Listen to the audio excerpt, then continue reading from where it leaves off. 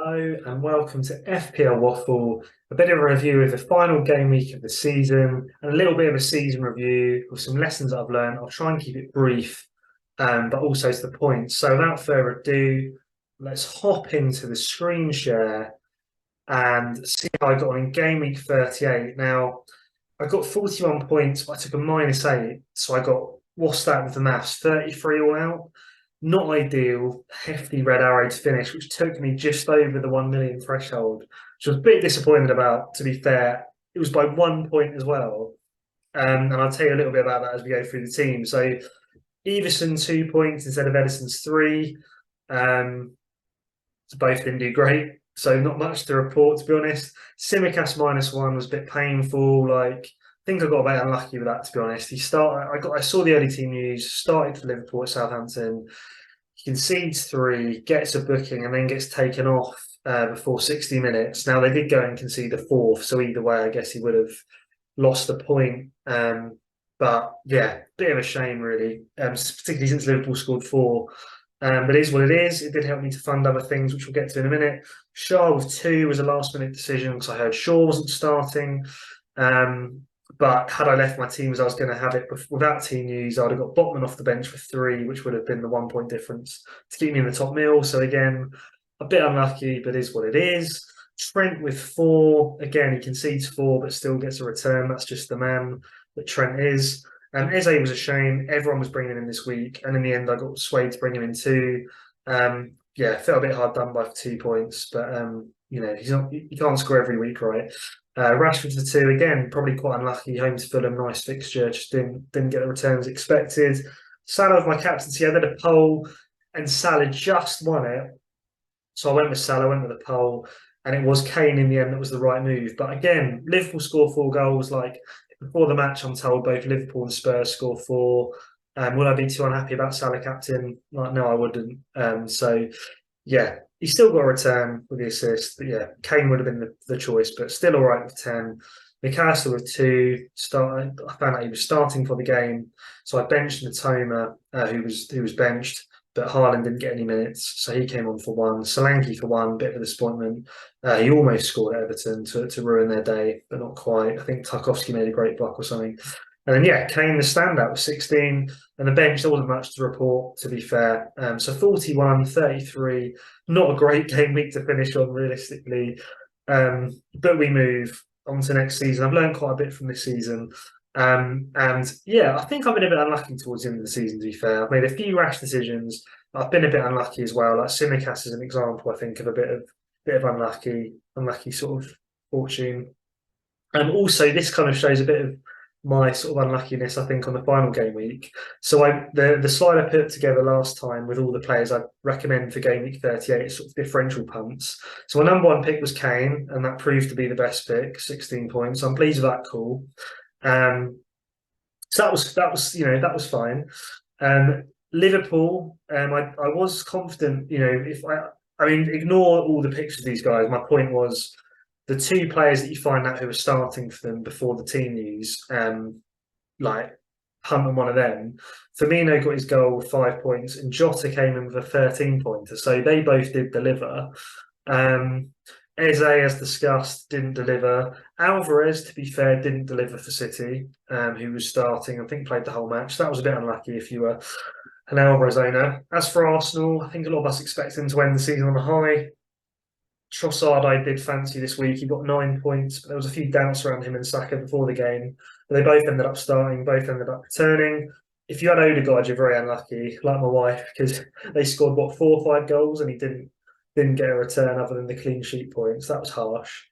McNeil came in with 3, saved I think Iwobi. Doucouré was their midfielder that got the goal in the end, but with Everton, you couldn't really predict that, to be honest. I was right about Harrison. He got the goal for Leeds. Rodrigo didn't know with 2 points. These two we're getting further down the pumps here. Maddison and Bowen, I never really fancied, and neither of them returned. Some extra punts. Son got the 5 points. God, actually, was very unlucky. Actually, I think he hit the bar once or twice. So he was very unlucky. Only get 2 points. And Bombe got the assist for their goal, so we got 5. And then Watkins did the business against us. To be fair, in hindsight, Watkins was a good shout. Like we had nothing to play for. That was reflected in our starting lineup. They had everything to play for. Watkins is their talisman. We can be leaky at the back, even though we've done well this season. So yeah, if you went for Watkins, fair play to you. I think you deserved your 9 points. And then my final punts, the defenders. Simicast, like I said, like it's kind of linked to me being a bit unlucky. Eze got two. Simicast got the lowest points out of all the players I considered, with a -1. Tierney came off the bench for one. Tarkovsky and Mina. My original plan was one of the Everton boys, so I was a bit disappointed that they did so well. When I think I said on my last video they're gonna probably get a 1-0, 2-0 win, and they did get a 1-0 win. These guys both got 2 bonus each, so again, fair play if you went for one of them. And then Porro, my last sort of minute, my last kind of man on the list punt. I really like the idea of him, but as predicted, I did think Leeds would score. But the fact Porro scored, I think he got an assist as well, bonus points. Like, yeah, again, fair play if you went for a Porro with 13 points, you'd have been absolutely buzzing with that. So all in all, yeah, I was quite happy with my predictions, but disappointed that a lot of them returned, but the 2 out of the 3 I picked didn't. But yeah, at least I got Kane. So yeah, that's kind of discussion on the last game week. In terms of sort of overall season thoughts, bit of review. And if you want to go onto a website called FPL Optimized, you can have a look at some of your season stats. A lot of it's kind of a lot of sweaty statistics, but now my daughter's crying, so I'll continue where I left off with this when I put her back to sleep. One sec. Well, that took longer than expected, so much so that I've ended up in a different room. But anyways, back to the FPL Optimize. Yeah, like I was saying, there's loads of sweaty stats you could review from your season, but I particularly like the team of the season sort of graphic, which basically shows your top scoring players over the season for the points that they gained for you. So like I can see my Matoma, I kind of got on him early, and yeah, I'd say he was probably my standout kind of differentially player because he was a differential for a while, and then everyone ended up owning him, but. I kind of got ahead of the pack with him. So you can kind of see things like that. He got me 118 points overall. I can see like Kane, I actually got quite a lot of points out of. Start of the season, I had him instead of Haaland, which yeah, wasn't exactly optimal, but Kane still did a job. As much as we don't like him for kicking cats, Kurt Zuma I did own at perfect times. I think I only had him for a few games.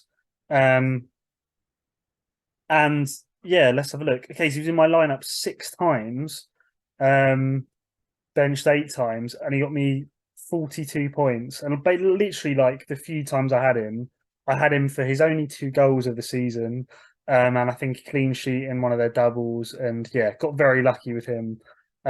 So yeah, it's quite a cool little graphic. You can find out how your players did, which players did the best for you, etc. Some that you might kind of have not remembered or might surprise you, etc. So yeah, that's a cool little tool you can use.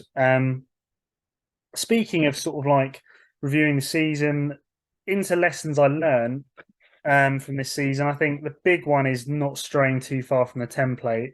As I mentioned a minute ago, like I had Kane for a while instead of Haaland, which, yeah, like I said, although Kane did well, heavily punished me. Big example of that, if we're going to my game week history, game week 5, I got a massive red arrow, over 1 million places lost. And if you look at my team, I didn't even own Haaland, and I think this is for his hat trick against Nottingham Forest. And I captained De Bruyne, who came off the bench for a 1 pointer because I convinced myself that, and I convinced my mate as well, if you're watching, sorry again about this, that Haaland was probably going to get a rest against Forest before the Champions League or whatever it was. Easy enough game. I think it was a midweek fixture. I was like, oh, you might get a rest for Alvarez. Captain De Bruyne, I'm sure he's going to start. Ended up being the other way around. Haaland killed it. I didn't even own him. De Bruyne came off the bench for a captain 1 point double to 2. Disastrous. And like this is just one example of many this season where I just risked too heavily not being on the template of players. Like towards the end of the season, I just kept on doing it. Like I didn't have Isak or Wilson. I had triple Newcastle defence for that double Brighton Newcastle fixtures. I got very late on getting in Shaw, who everyone had. I didn't have Estepinian at all. I had Dunk instead of him, and he punished me. There was quite a few examples like that where it just came back to bite me on the bum, essentially. So although it can be a bit boring sometimes, going with a template. Like you can still go with the majority of the template and have a few differentials chucked in, but I ended up going too heavy differential. Like my Kai Havertz pick, for example, like was rash as, and yeah, next season I think I'm going to learn from that. Like there's some key players like you have to have Haaland, you have to captain in most weeks. You know, you're going to have the likes of the Trents of this world and just the key players that everyone's going for. They're going for them for a good reason, and there's a few slots in there you can then differentiate. But yeah, don't over differentiate, otherwise you can get absolutely punished like me and end up with a rank. Yeah, I mean, a lot of red arrows towards the end of the season because of my differentials. So that's one lesson. Don't stray too far from the template. Second lesson, don't be swayed too much by other people's opinions. Like what an example for me is a lot of the YouTubers were going for Solly March and Matoma as the two Brighton mids. And as a Brighton fan, although March has proved me wrong a lot this season and has finished a lot more than usual, like I know he's not a natural finisher and he misses a lot of big chances and he can't really be relied on often in one-on-one situations. And I was like, McAllister's the play because he's on pens, like set pieces. Although he's missed a lot of chances as well, he's just seemed more reliable for us in terms of sort of point returns. And that was proven. Him and Matoma were the two best ones towards the end of the season. And I should have backed my gut. And it was annoying in the end that like I had a player I didn't particularly back. And then he got injured to compound the misery, ended up having to take a hit to get McAllister back in, things like that. So yeah, don't be swayed too much by other people's opinions. If you have a real sort of hunch, like, no, this is the right player I want to pick, even if everyone else is going someone different, a bit like those that really backed Wilson over Isak. Like, you know, I think it's going to annoy you more if you go against the player you want to get and really think is going to do well because everyone else is going for them. Um, there's a few examples like that. Obviously, like I said, there's a template thing I've learned from where, yeah, most of the time you probably do need to have template players, but there's a few times like with the March, Matoma, McAllister thing, they were all quite even. It was just a case of picking the two you back the most. And I should have gone for the two I back the most rather than being swayed by the majority of those I watched. So, yeah, that's my second lesson. My third lesson is it's okay to take a hit if it gets you the team you want. So, like a lot of the start of the season, I didn't actually take a hit for weeks. Like it was very opposite to last season. I took loads of hits last year, very risky. This year I took like next to no hits until later in the season. Then I went a bit crazy with some hits towards the end, which punished me a little bit. But you know, again, like if there's a player you just think, oh, it's going to annoy me so much if they get points this next week or few weeks if I don't own them. But like, oh, it's going to take a hit to bring him in. Like, just bring him in. Like, it's bothered me so much more this season not taking a hit and just like cheering against someone that I think is going to do well, and then inevitably they do well, and you're just like annoyed about it. I'd rather take a hit and get them in, and then if they don't do well, at least like I covered myself and I've gone with my gut. So yeah, don't be afraid to take hits if it's like getting in someone you really think is going to do well and you really want. Um, last couple of tips I've learned: do transfers after the press conferences. So this is basically a sense of I've been sometimes like looking at price changes too much during the week and like and then I've got a plan, but then the plan I can't go ahead with the plan because the price has changed, etc. Or I've been forced to make a move and there's been a player injured. Like if I was you, just wait until the press conferences, you know, then you've got full information to make a decision. And you can make the best decision based on the information you've got, and then you can't regret too much. Like if you went early and a player got injured, I think that's more annoying than a price rise. Plus, linked to that, like I think most of the time, if I waited to early team news, like minutes before the deadline, I ended up with worse points than I would have got with my original plan.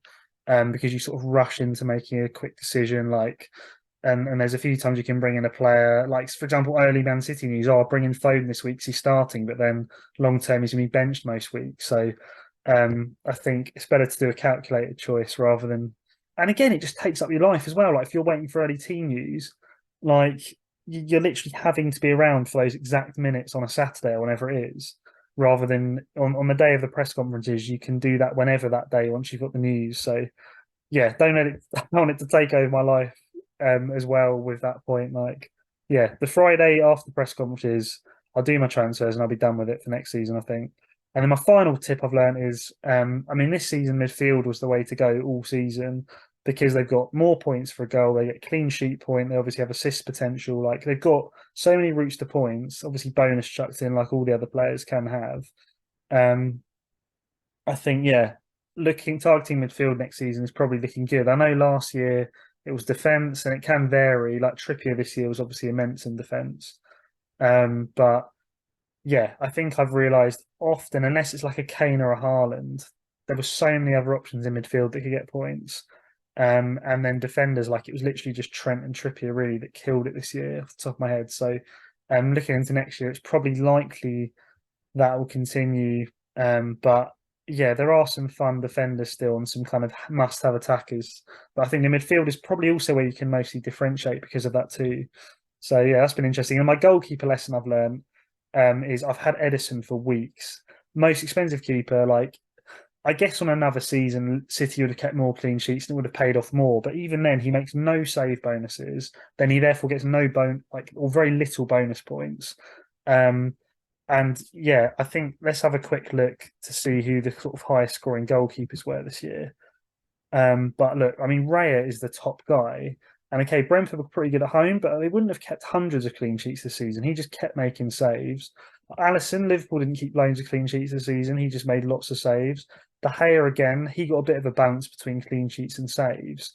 But you just think all of these players high up, like they didn't keep the most clean sheets necessarily. I mean, Pope maybe was an exception, but he didn't make loads of save points. He just had to rely on clean sheets earlier in the season. But yeah, I think, and they're cheaper as well, a lot of these. So I think going for a keeper next time that I know is going to make saves, but also has like a reasonable chance of clean sheets. Like I think Brentford Wolves is great examples. At home, they're such a fortress of a side. They keep clean sheets, they make save points. Yeah, I think next season I'm going to go more down those lines. And then you can sort of set and forget a little bit as well. Like if they've got a hard fix, they'll make saves. They got a good fix, they might get a clean sheet and still make saves. And it doesn't take up a spot for like a third Man City player or whatever. So definitely learn from that for next season. It's too annoying to have an expensive keeper that you're literally banking on for clean sheets. You're not, that's your only real route to points. And if they keep failing, you're stuffed. So yeah, I think they're my main lessons learned. I'll probably leave it there so the video's not too long. Um, but that's kind of like a little review of the season. I'll be back probably for like a video as we get kind of a bit close towards the deadline with my thoughts about early players to target in relation to the fixtures for the first few game weeks and stuff like that. And I think there's going to be some news about some new sort of point scoring on FPL next year, which could be quite exciting and might change the game a little bit in terms of strategy. So that'll be interesting. So I'll release that probably in the coming weeks/months. But for now, enjoy a well-deserved break from FPL. Enjoy doing more normal things outside of the FPL sweating. And yeah, like and subscribe if you enjoyed this video. But for now, I'll catch you in a good few weeks' time for some of the pre-season FPL discussions. Bye for now. Have a great summer.